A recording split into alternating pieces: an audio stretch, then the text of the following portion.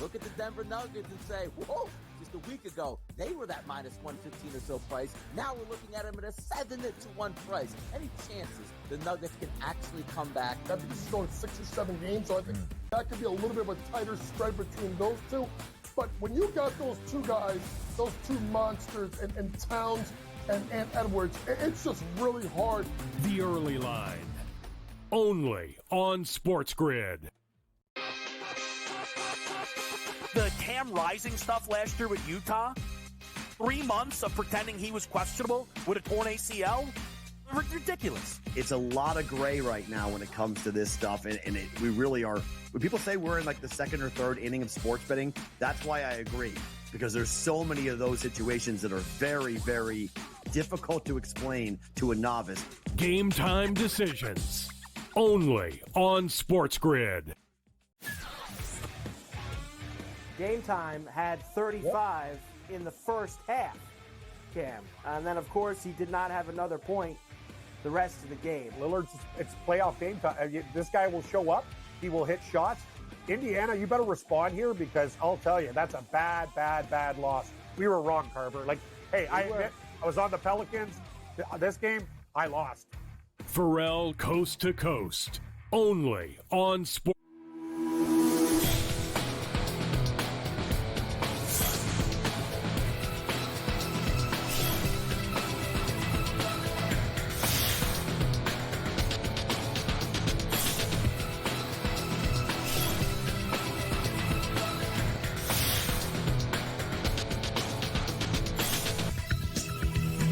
Good morning. Welcome to NewsWire here on SportsGrid. Craig Mish with you here on this Thursday morning with plenty to cover here on today's show. Of course, lots of NBA discussion and another exciting finish in the game last night between the Knicks and Pacers. They are delivering in this series thus far.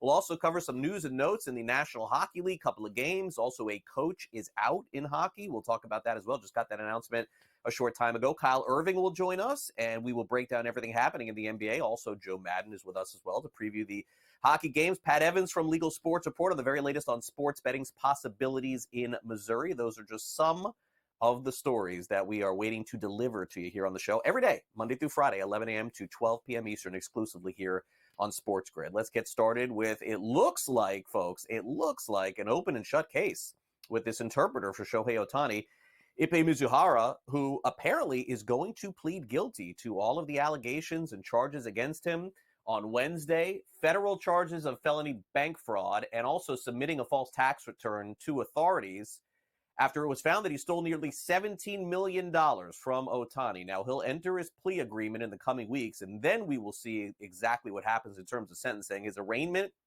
for Tuesday in the U.S. District Court for the Central District of California. Again, no sentencing date officially set yet.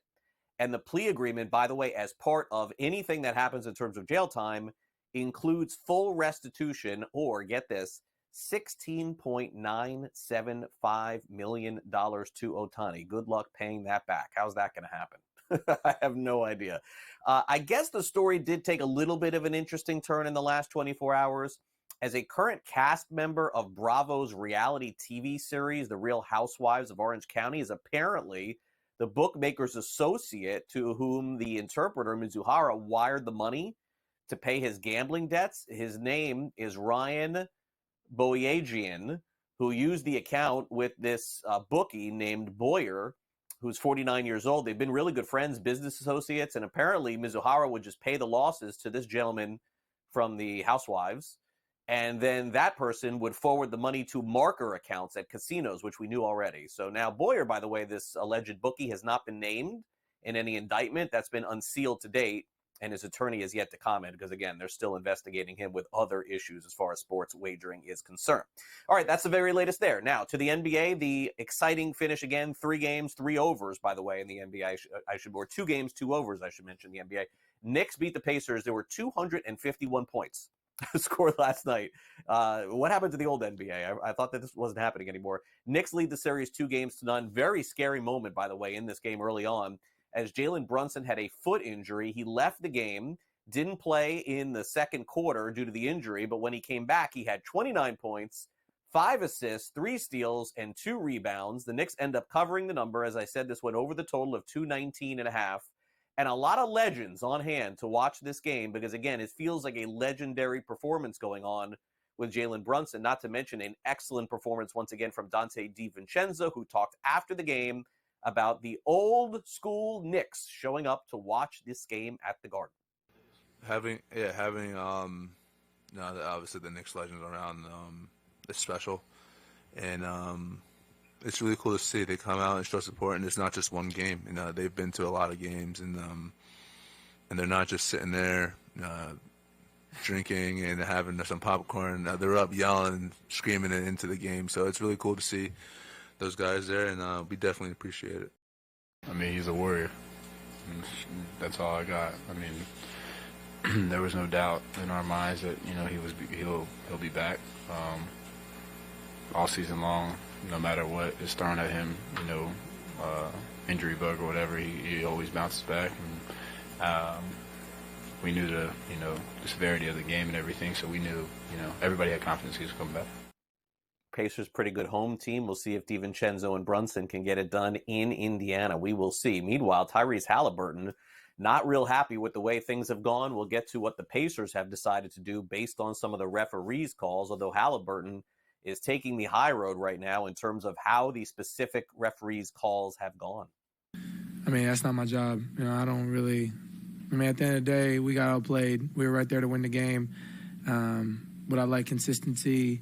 More consistency, yeah, but let's not pretend like that's the only reason we lost. We just didn't play good enough. But at the end of the day, it's 2-0. We're going back to Indy, and I like us in any matchup. So I'm not worried. But yeah, we like consistency. Just I don't think he double dribbled, but if you can overturn that call, why can't you overturn the kick ball? I don't really understand that. But like I said, they outplayed us. So let's not pretend like the refs are the reason we lost. We just got to be better. And right now, it would appear Halliburton not happy with the way refs calls.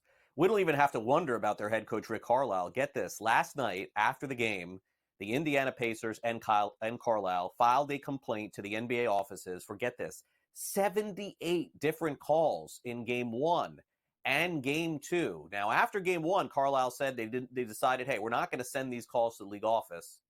But after last night's game, and especially about being ejected, they have decided enough is enough. Essentially, they're not saying it, but saying it that the Knicks are getting all the calls. Now, what will happen in Game 3? Will there be a reversal with the NBA? Nothing usually happens from this, but generally the calls sort of go the other way in the next game. We'll see if that ends up happening. No surprise here, Nikola Jokic wins the MVP again. 3rd MVP in 4 seasons. And he outdid Shai Gilgeous-Alexander, who finished 2nd. Luka Doncic, who also had a ton of first-place votes, 79. Shai, Luka finishing 2nd and 3rd. Also, a fantastic season once again, 36% from 3 points, 82% from the foul line, another MVP for the Joker. Meanwhile, there's a new coach in the NBA as the Charlotte Hornets this morning named Charles Lee, their new head coach, a 4-year contract, 11 years as an assistant in Atlanta, Milwaukee, and most recently with the Boston Celtics. Patrick Beverley didn't have a good time in the final game of his season, throwing a ball and hitting a fan a couple of different times. Now the police are looking into Patrick Beverley throwing this ball at a fan in Indianapolis. And this happened, of course, at Gainbridge Fieldhouse, the night that Beverley threw a ball at the fan at this season-ending loss. Detectives are presenting a case to the prosecutor's office. Naturally, the fans are not happy with getting hit in the face with a ball. Who is? All right, baseball is going to be real exciting this weekend, folks. And the reason why is because you're going to see the major league debut of one of the most highly touted pitchers to come out of college in a long time. Paul Skeens has been called up. Going to start for the Pittsburgh Pirates this weekend. 21 years old. He dominated AAA, 27 innings, and 45 strikeouts in AAA. Don't know why he spent all of April in the minors or even into May, but finally we're going to get to see him pitch against the Chicago Cubs. Philadelphia Phillies have their win streak snapped. It ends at 7. The Blue Jays win 5-3.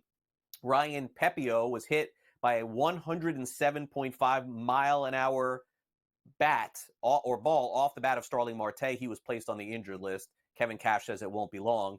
And 2 afternoon baseball games, by the way, going on today. Diamondbacks at Reds, 1:10 Eastern. Mariners and Twins, good pitching matchup. Logan Gilbert and Pablo Lopez, that game start at 1:10.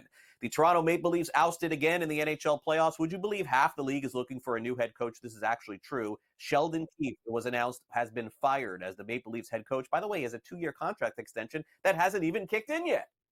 But Maple Leafs fans are just unacceptable. They do not accept anything except winning championships, although it's been a long time since the Leafs have won. Last night, the Florida Panthers beat the Boston Bruins 6-1. That was the final score, but this game had a lot of fighting going on. It was all the highlights that you saw. Probably the most fights in a playoff game we've seen in some time. The series is now even at 1. The Vancouver Canucks come all the way back to defeat the Oilers by a final of 5-4. The Oilers led this one early on. Fanatic Sportsbooks and Casinos has launched in New Jersey, so congrats to them. And a signing in the National Football League, former Pro Bowler Allen Robinson has signed with the New York Giants. Coming up next, will the Pacers get their way with the refs? Kyle Irving will join us next to tell us and preview the games coming up in the NBA. We'll be right back.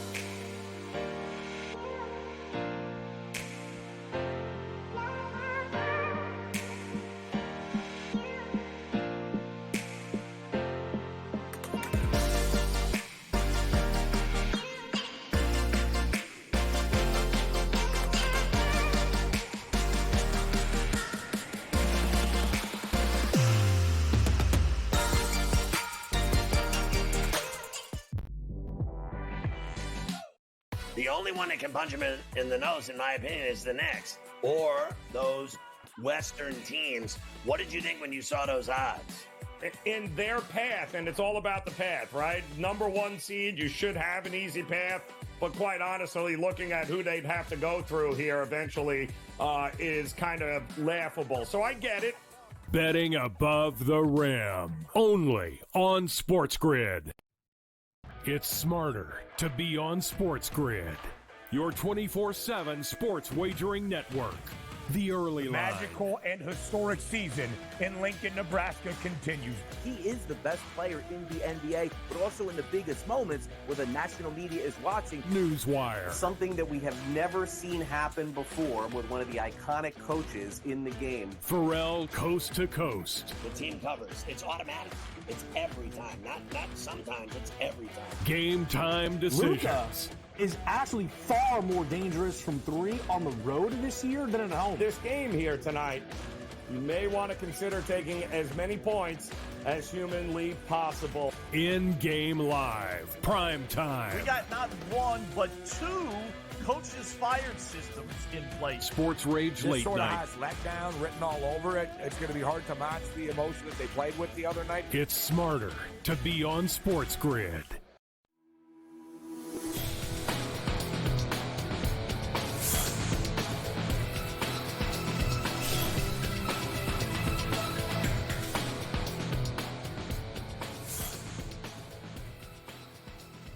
Welcome back to NewsWire here on SportsGrid. I think we're going to get a very entertaining series between the Pacers and Knicks. I know the Knicks are up 2-0, but it does seem like the Pacers are going to stay in this thing. They've played very competitive basketball the first couple of games against the Knicks, but what will happen in the future and how will this complaining from the Indiana Pacers potentially affect the series? Let's bring in Kyle Irving from Sporting News. And, you know, Kyle, generally speaking, complaints in the NBA go nowhere as far as the outcome is.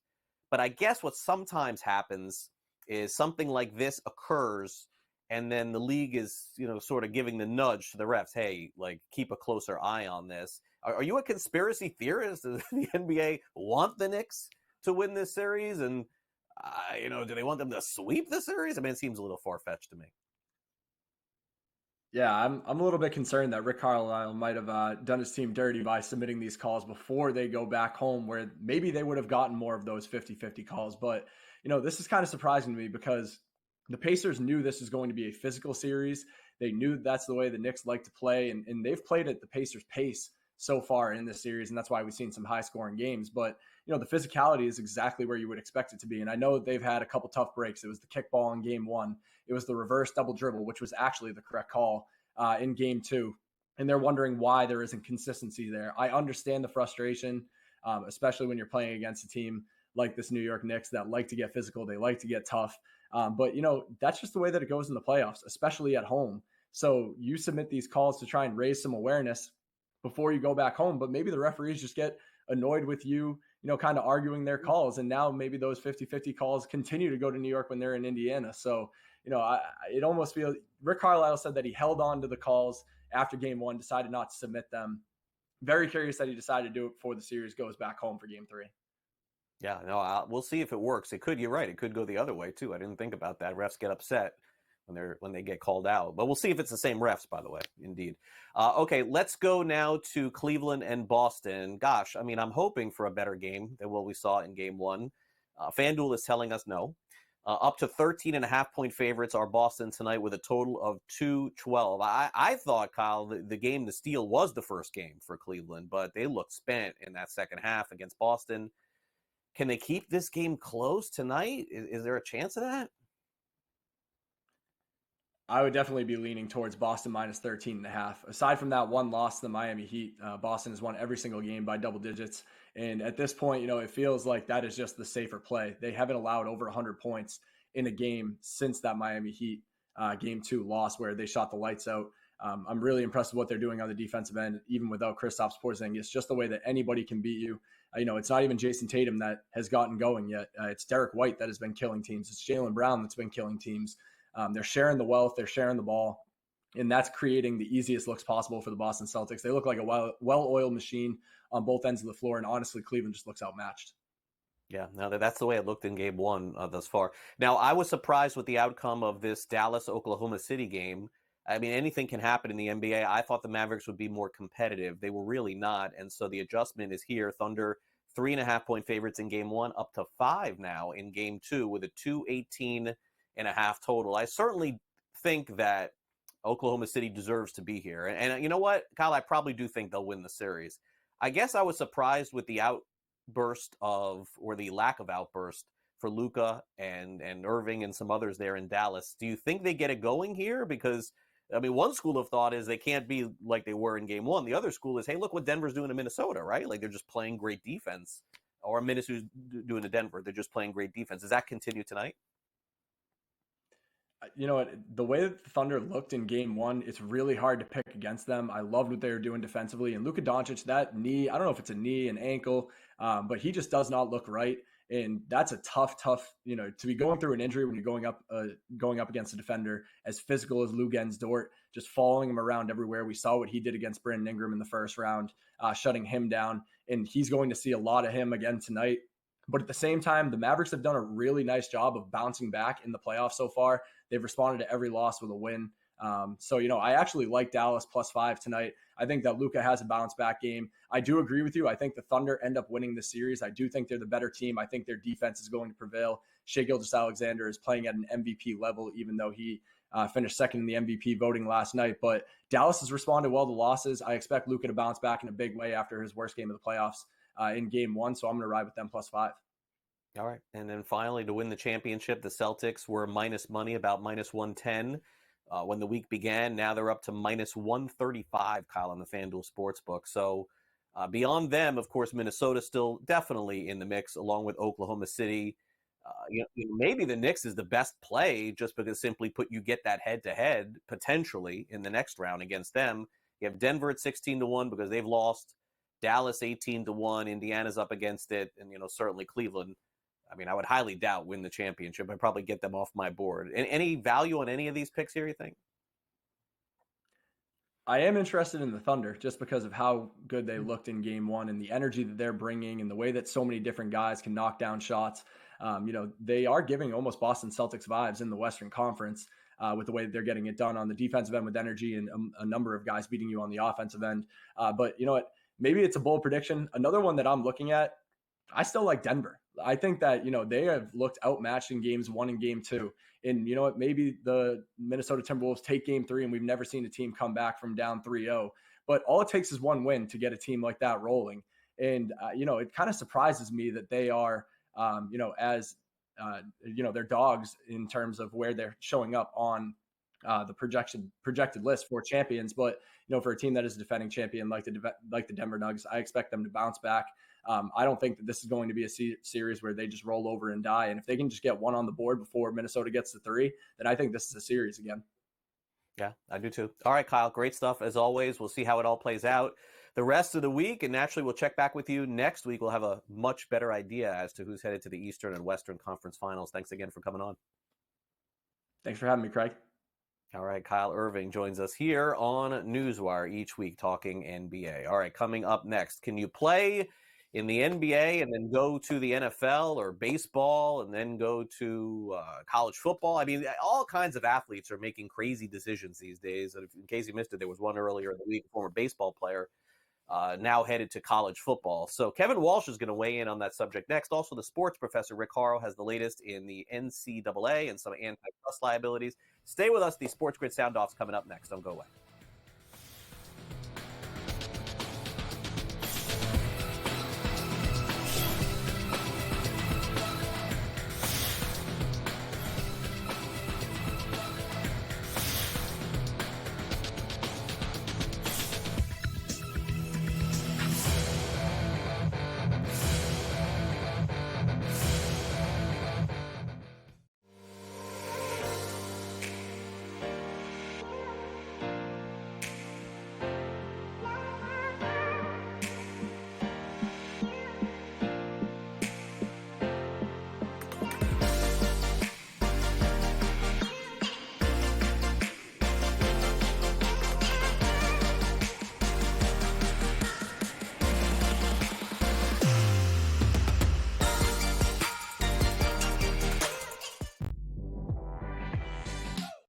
The only one that can punch him in the nose, in my opinion, is the Knicks or those Western teams. What did you think when you saw those odds?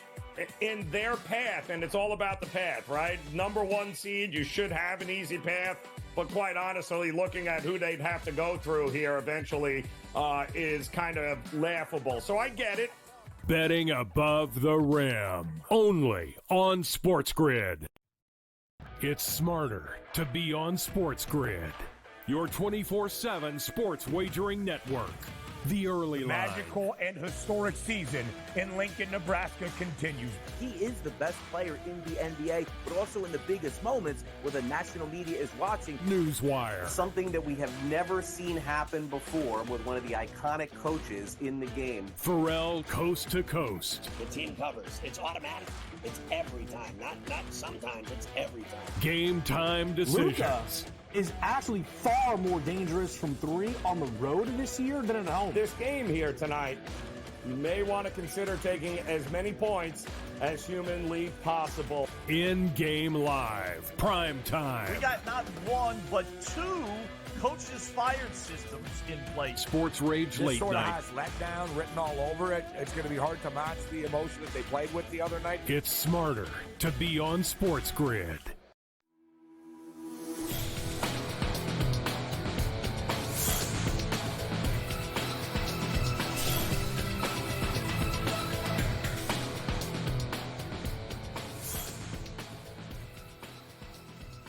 Welcome back to NewsWire. It's time for the SportsGrid Sound Off. There has been so much happening in the landscape of college football. For those of you who have not been paying attention, think about how much college football has changed over the past couple of years. First and foremost, you have kids getting paid.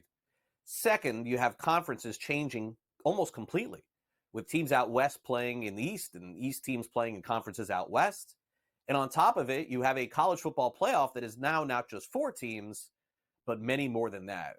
Bottom line is there's so much money at stake for colleges, for the NCAA, and there's a rumor that there's an antitrust liability that the NCAA has regarding everything that's been going on here. $2.75 billion may have been paid off the league office over the last 10 years for different conference buy-ins. And so we thought we would dive into this topic a little bit more with our resident expert. Here is the sports professor, Rick Horrow.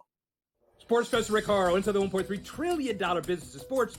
With your college sports minute, it evolves every day.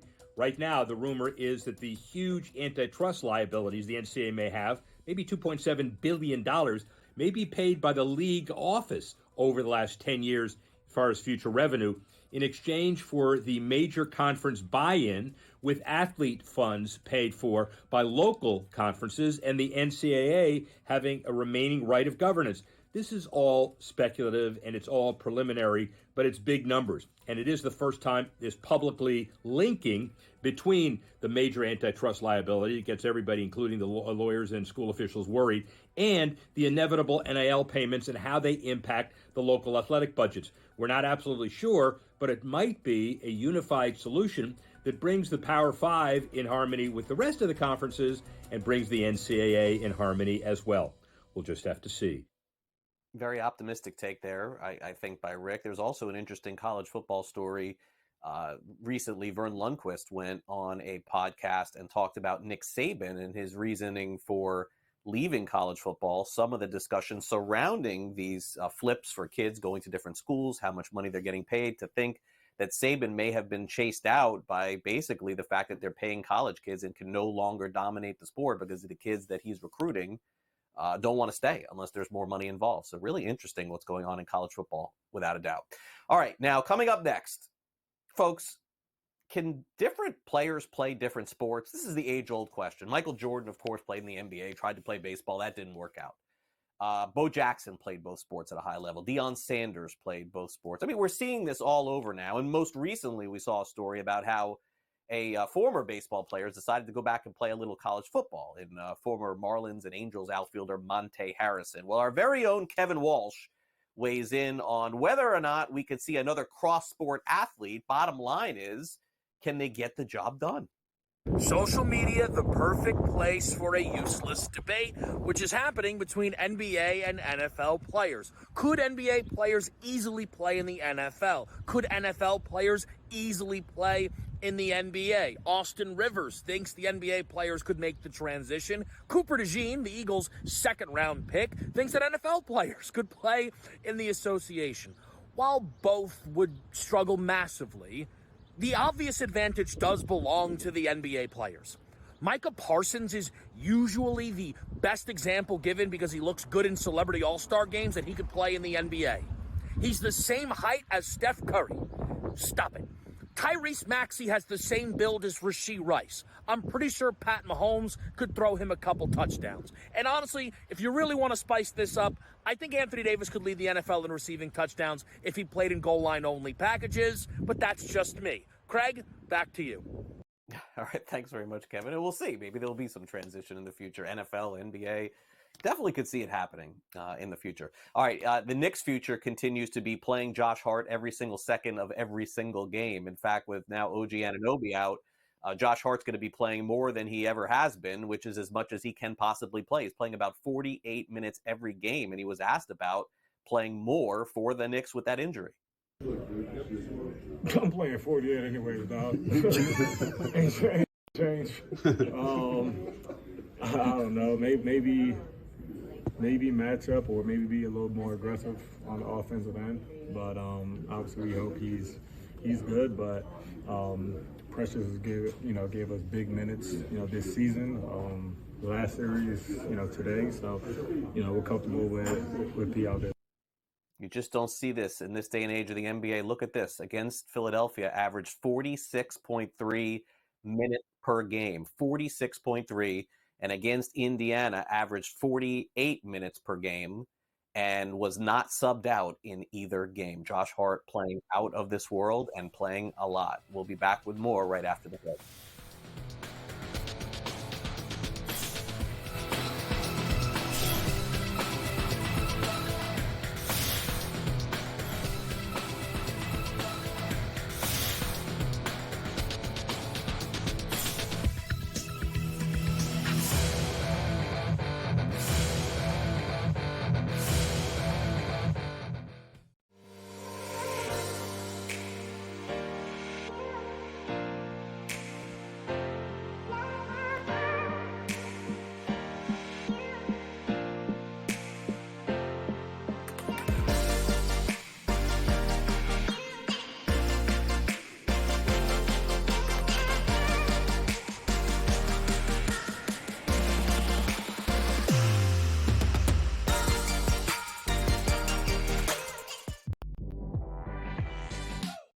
The only one that can punch him in the nose, in my opinion, is the Knicks or those Western teams. What did you think when you saw those odds? In their path, and it's all about the path, right? Number one seed, you should have an easy path, but quite honestly, looking at who they'd have to go through here eventually is kind of laughable. So I get it. Betting above the rim, only on SportsGrid. It's smarter to be on SportsGrid, your 24/7 sports wagering network. The early line. Magical and historic season in Lincoln, Nebraska continues. He is the best player in the NBA, but also in the biggest moments where the national media is watching. NewsWire. Something that we have never seen happen before with one of the iconic coaches in the game. Pharrell coast to coast. The team covers. It's automatic. It's every time. Not sometimes. It's every time. Game time decisions. Luka is actually far more dangerous from three on the road this year than at home. This game here tonight, you may want to consider taking as many points as humanly possible. In-game live, prime time. We got not one, but two coaches fired systems in place. Sports Rage This late sort night. of has letdown written all over it. It's going to be hard to match the emotion that they played with the other night. It's smarter to be on SportsGrid.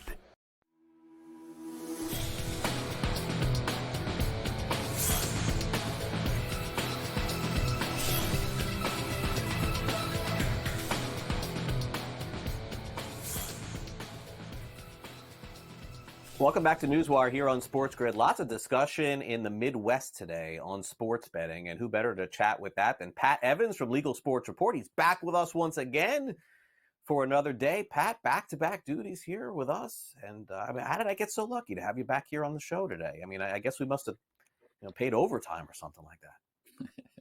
Greg, it's great to be back with you, for a second straight day. Hopefully the last 24 hours has been good for you. The crew is off in New Jersey at a conference, so they'll be back next week, and I'm sure you'll get plenty of debriefs from all the things they're hearing at one of the biggest conferences there is for sports betting.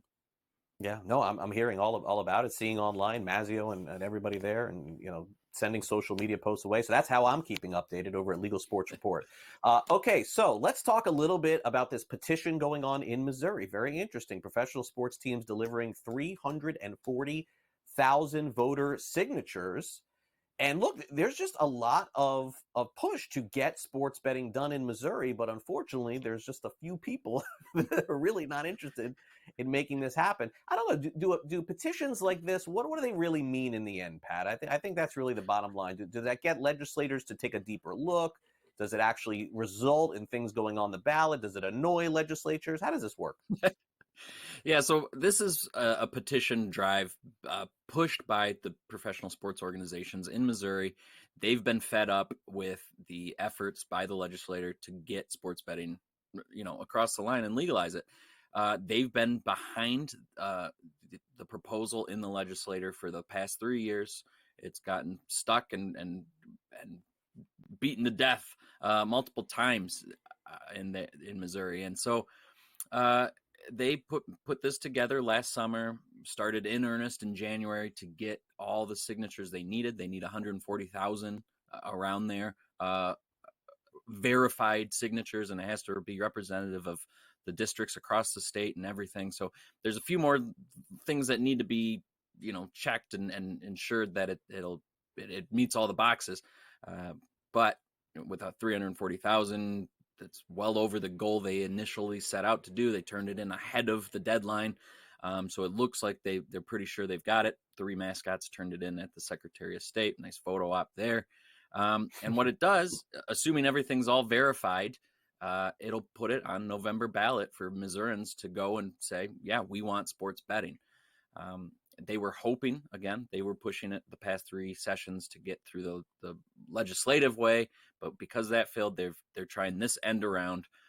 So if Missourians say, yeah, we want it, which polls kind of suggest they do want it, 60% or more of Missouri voters say they want sports betting to benefit education, which is what this proposal does. Then yeah, it'll be probably in action next year if all goes according to the plan. So again, plenty of things to kind of still sort out first of all, needs to get all those boxes checked to make sure it's on the ballot. Then the voters have to approve it. But yeah, I mean, this is progress in Missouri, really, when you look at everything that we've talked about the past 2 years, 3 years. I don't even know how long we've been talking about it on the show now. Yeah, a while. But Missouri might be the next state to legalize just because of this petition. Okay. Well, maybe that's a good sign, and maybe other states can take a cue from this. But I guess the unfortunate part, the flip side of this, is the legislature that's going on right now in Missouri is just a wreck. I mean, they've never met a filibuster that they didn't like, and here it comes yet again. 4 a.m. in the morning, a 41-hour filibuster. It's like they've got this thing down mastered, it seems like, at this point, don't they? Yeah, and so this, again, is why the petition is needed. I mean, the legislative route has just been roadblocked by Senator Denny Hoskins and his Freedom Caucus, the far-right Freedom Caucus, which kind of has gummed up a lot. You've had the Republican Senate president kind of bar them, take them off committees, all this other stuff. They filibuster, as you saw, for 41 hours to get things that they want. And that has been, in the past 2 years, not to pass sports betting without video lottery terminals, which is basically slot machines that you see in convenience stores and gas stations. And so that's been the huge roadblock. And this year we've seen, now the past 2 years, sports betting legislation backed by those same pro sports teams that are pushing the ballot pass the House. Then it gets to the Senate, and we see these Freedom Caucus members, including Hoskins, filibuster, for multiple hours. I think one last year was 8 hours, where they read from Ronald Reagan's biography, and it was a lot to watch. This year it got to the House floor, and it's just kind of sat there because they don't even see a point to send it to the Senate at this point. And they're a couple days away from adjourning for the session. So heading into the year, the petition was moving. They said, we'll suspend the petition drive if we need to, if we see the progress in the legislature. Well, it's not there. It's not going to pass this year. We've seen one Senate sponsor of the professional sports backed bill, and he says, well, Hoskins is leaving next year, so he's termed out or just at least not running again. And so maybe that path opens up. But again, as we just covered, voters could go ahead and just pass sports betting on their own in November. So Missouri is this kind of crazy mess, but it looks like at least some form could get done in the next year or two, whether it's at the ballot or through a legislative path, just not legislatively this year. Yeah, leaving it to the people to vote on it may be the best outcome, it sounds like, for Missouri. Okay, well, Minnesota, the latest in their saga to legalize sports betting, has taken a very odd turn as one of the state senators. Is this right here, Pat, that was involved in some of the discussion here to legalize it, has some legal issues himself with getting this pushed across? This is not good news for them. Yeah, again, a state that we've talked about at length, ad nauseum, that I continually am optimistic about and then have to eat my words. This year, it looks like it's pretty much dead. It looked really promising heading into the year. We're told that the tribes and racetracks, which are the two major stakeholders at play, were working on it over the break and all this. And well, this year we've just seen a lot of people throwing things at the wall, trying to make things work. Then the Minnesota Racing Commission went ahead and said that the two tracks can have historical horse racing machines, which are basically slot machines. That made the tribes mad. Now there's a new bill that's saying, well, you can't have those. And then we've had a tribe sue a couple casinos because they're offering games. So the tribes and tracks are seemingly farther and farther apart. Then, we've seen the Senate become kind of a mess. A senator was arrested for breaking into her, I believe, stepmom's house to get things that her deceased father, wanted her to have. And so she's arrested. The Republicans want this Democratic senator stripped of committees and voting power. The Democrats, who hold a one vote majority, don't want to lose that. And so we've seen multiple senators and representatives say, yeah, even if this House proposal gets to the Senate's a mess and they're not going to act on it. So basically, whether it's the proposal itself being a problem because the tracks and the tribes don't agree. So the Republicans who support the tracks and the Democrats who support the tribes don't agree. So there's that. But then there's on top of that the mess in the Senate that is now going to gum up almost everything, not just sports betting. So yeah, Minnesota again. I was super high on it heading into the year. Now I'm not. I'm not surprised, Pat. Okay, let's wrap it up here. We got a minute to go, Pat. Kentucky Derby numbers up again from last year, 446 million live racing through Saturday, up from 412 the year before. This is good news for the industry, I suppose. Yeah, I mean, everybody talks about horse racing dying, and the Kentucky Derby keeps hitting records, and FanDuel's touting it and saying they had a bunch more users betting on horses. So, yeah, that a big weekend for Churchill Downs and actually FanDuel too. Yeah, I would agree. All right, great to see you, Pat. Thanks for coming on the show. See you next week, Craig. All right, Jo Madden's up next to preview the games on the ice tonight. Don't go away.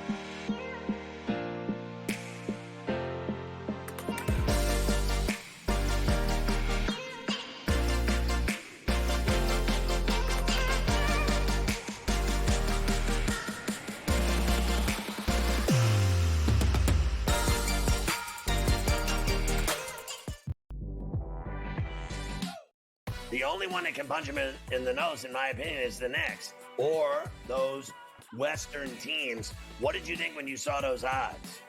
In their path, and it's all about the path, right? Number one seed, you should have an easy path. But quite honestly, looking at who they'd have to go through here eventually is kind of laughable. So I get it. Betting above the rim. Only on SportsGrid. It's smarter to be on SportsGrid.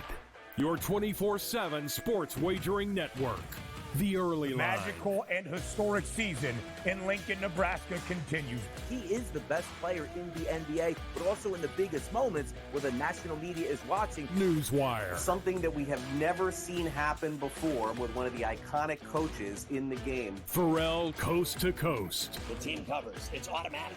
It's every time. Not sometimes. It's every time. Game time decisions. Luka is actually far more dangerous from three on the road this year than at home. This game here tonight, you may want to consider taking as many points as humanly possible. In-game live. Prime time. We got not one, but two coaches fired systems in place. Sports Rage This Late sort of Night. has letdown written all over it. It's going to be hard to match the emotion that they played with the other night. It's smarter to be on SportsGrid.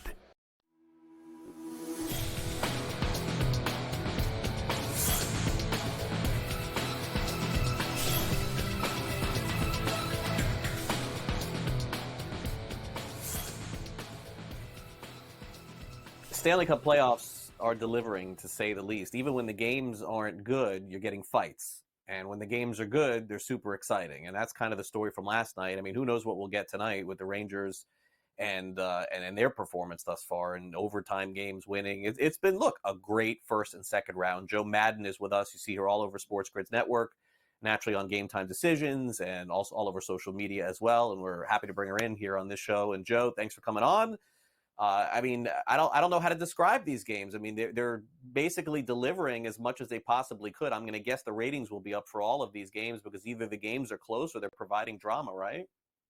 Yeah, they absolutely should be up in ratings because these games are absolutely fantastic out there on the ice. There is not a moment of really pause out there for these playoffs games. These teams are going so hard. They're either fast skating or hard hitting. There's drama all over the ice. And you talked about that fighting, those misconducts being thrown out left, right, and center last night between the Boston Bruins and the Florida Panthers.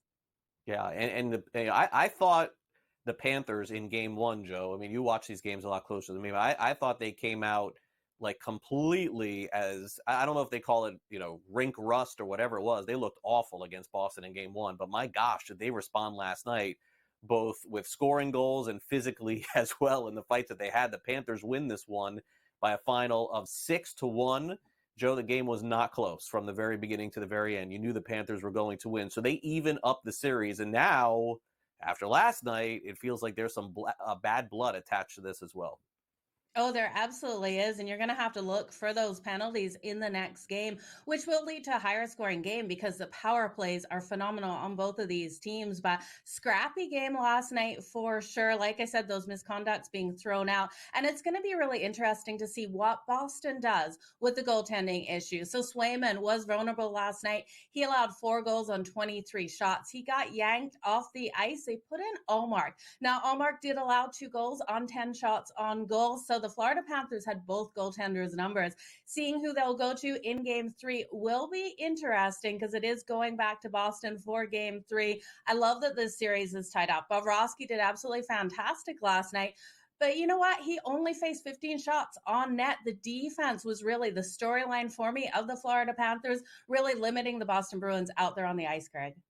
Yeah, naturally, Panthers go over the total themselves in that game last night. The other game that went over the total was the late night game on the East Coast, which was Edmonton looking like they were going to take game 1 pretty easily against Vancouver. Joe, what happened here? The Canucks came all the way back to win 5-4. They take a 1-0 series lead. And Joe, you've seen this happen in the past. Once you give that opponent confidence, they can run with it. I'm a little worried for Edmonton coming up in game 2. Yeah, I would be worried as an Edmonton fan as well because the Vancouver Canucks were underestimated by the books coming into this one. A dog at home, you could grab them at plus 118 before that game kicked off. And they came back with a vengeance in that one. Edmonton got off to that hot start, but I tell you, once the momentum shifted, once Draisaitl left that ice for a little bit, all the momentum was in Vancouver's court. They were able to just come out and completely dominate out there on the ice. It was the longest 86 seconds, though, in that last minute or last 86 seconds in regulation out there, Greg. I tell you, Edmonton was able to pull their goaltender. They tried to tie it up, and it looked so close to be able to go in. Vancouver needs to play a penalty-free game if they want to beat Edmonton. Giving Edmonton a leg up on special teams is just not the recipe for them to get past the Edmonton Oilers in this series. So if Vancouver can play clean, they can come out here nice and strong, and they were able to hit Skinner last night. So fantastic game out of the Vancouver Canucks. Yeah, 2 overs in the games there. Now, tonight, you're going to see the Rangers play the Carolina Hurricanes as the series shifts with the Rangers leading 2-0. But, Joe, anybody who's watched the series would say, look, Carolina could be up 2-0 in this spot. So they've made them a pretty huge favorite tonight on the money line, minus 176. The total is 5.5 in this game. You have any position yet on this one? I do, and I'm looking at the New York Rangers again. I know it's so hard for a team to win 3 in a row, but you look at the disrespect the books keep giving the New York Rangers, and I keep shaking my head. They were home dogs in the first 2 games of this series. This is a team that won the President's Cup trophy. They're yet to be beaten in the playoffs. They've got an efficient power play, and they're absolutely poised to win the cup. I love the plus money we're getting on them tonight. It's something I can't pass up, especially when they're already leading this series 2-0. I really do think this is a tight battle. I think this is another game that will go to overtime. So with it being so tight, I can't pass up on that plus money at plus 140, 145 on the New York Rangers here, Craig. All right. If that's the case, Rangers would go up 3-0. The Avalanche are favored to win the cup right now, although it is very close as we've ever seen in the NHL, with 4 teams basically within a flip of a coin to win the cup. Right now, the Avalanche tonight are plus 112 on the money line. They lead the series 1-0. Very high total you don't normally see in a playoff game. Joe, 6.5 tonight. You've got to go over this total. I still think we saw that last game overtime win by the Colorado Avalanche 4-3. And I'm expecting that high octane style of hockey out there on the ice again. We know the Dallas Stars can score, and this team really led by the young rookie, Wyatt Johnson. The ability for him to light the lamp, find the back of the net has been phenomenal so far in the playoffs. And I'm expecting him to score again. But Colorado has so many playmakers, not only Nathan McKinnon, but you're looking at at Cale Makar, the offensive defenseman out there. Expect him to come with fire again tonight. Both of these goaltenders have success in their retrospected areas, but I do think the stronger goaltender is Jake Pottinger, but we have seen Colorado be able to hit him. I expect these goaltenders to allow those goals to come in. I think we got another 4-3 style kind of game here, Craig. Wow, would be exciting. By the way, let's take a quick look at the odds to win the Cup. And Joe, you don't see this often. I mean, 4 teams within 5-1 to win. I don't know who you picked before the playoffs started. Maybe it's the same. Maybe it's changed. Who do you like thus far? Is there any team that separated themselves in your mind? Okay, well, look at the value firstly on the Vancouver Canucks at plus 1,300. I would say that is worth a sprinkle, but the New York Rangers, I tell you, this team is going to break that curse of the President's Cup trophy. I think they have every ability to be able to take the Stanley Cup this year, and at plus 450, it's worth a shot.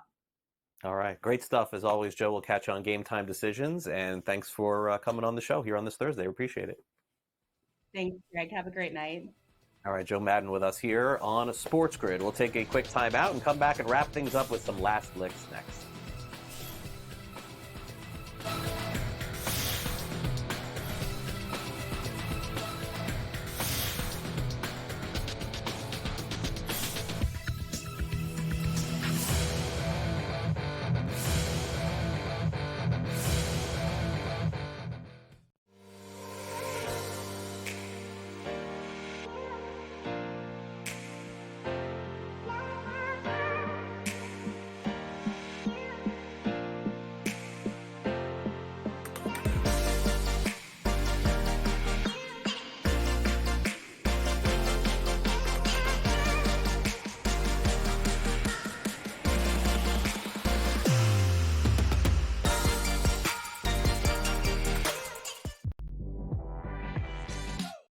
The only one that can punch him in the nose, in my opinion, is the Knicks or those Western teams. What did you think when you saw those odds? In their path, and it's all about the path, right? Number 1 seed, you should have an easy path, but quite honestly, looking at who they'd have to go through here eventually is kind of laughable. So I get it. Betting above the rim, only on SportsGrid. It's smarter to be on SportsGrid, your 24/7 sports wagering network. The early line. Magical and historic season in Lincoln, Nebraska continues. He is the best player in the NBA, but also in the biggest moments where the national media is watching. NewsWire. Something that we have never seen happen before with one of the iconic coaches in the game. Pharrell coast to coast. The team covers. It's automatic. It's every time. Not sometimes. It's every time. Game time decisions. Luka is actually far more dangerous from 3 on the road this year than at home. This game here tonight, you may want to consider taking as many points as humanly possible. In-game live, prime time. We got not 1, but 2 coaches fired systems in place. Sports Rage This late sort of night. has letdown written all over it. It's going to be hard to match the emotion that they played with the other night. It's smarter to be on SportsGrid.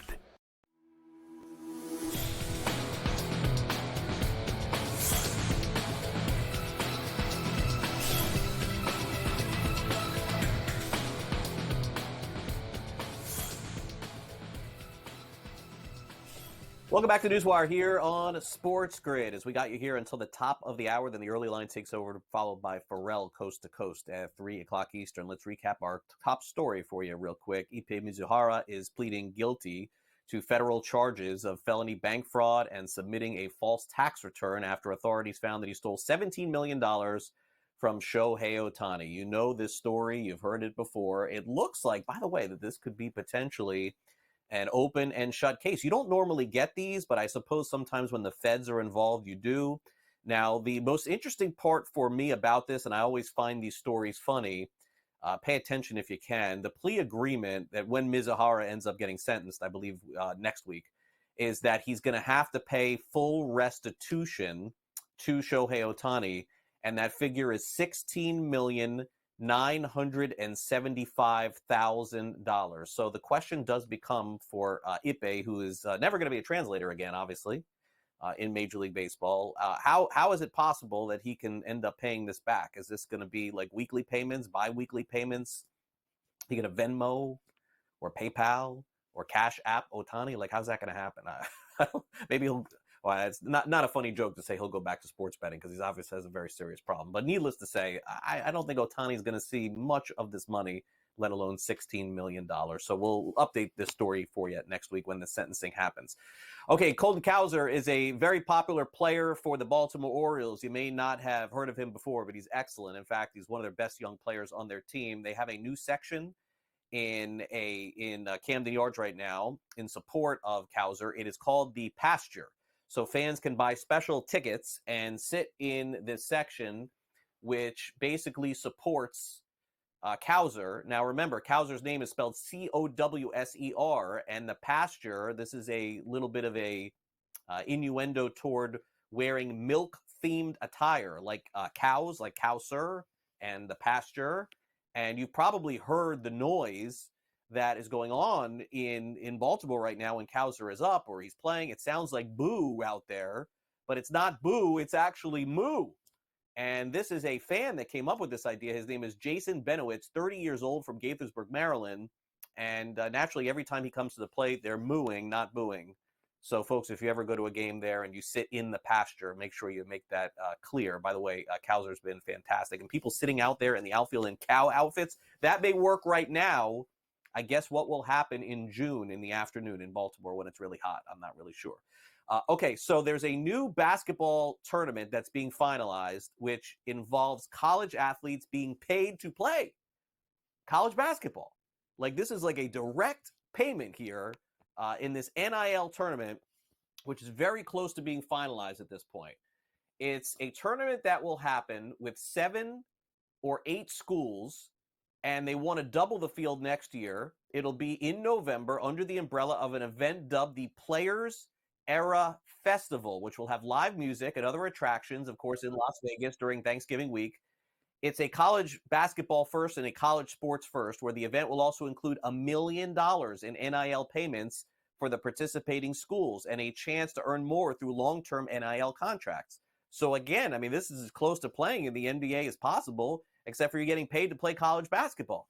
Here are the schools that are in it: Alabama, Houston, Notre Dame, of course, Oregon, Rutgers, San Diego State, Texas A&M. They're all on board. They're waiting to get one more school involved. So, folks, if you thought that there was a little like slyness or like they're doing the NILs behind closed doors, right? I mean, they are just basically saying, hey, come play in this tournament in Las Vegas. We're going to pay the schools, and your players essentially will get paid as well to do this. So, will this happen in college football? Well, we're talking about these players who sign these NIL deals or actually have to play in the bowl games. So we have a new world going on in college football and college sports, and this is direct payments going right to the schools and right to the athletes as well. Interesting story there. As we end the show here for this Thursday, thanks again to Jo Madden for coming on the show talking some hockey. Of course, thanks to Pat Evans from Legal Sports Report and Kyle Irving from Sporting News, our associate producer Frank, and our producer Michael Cohen. I'm Craig Mish. As I mentioned, the early line's coming up next.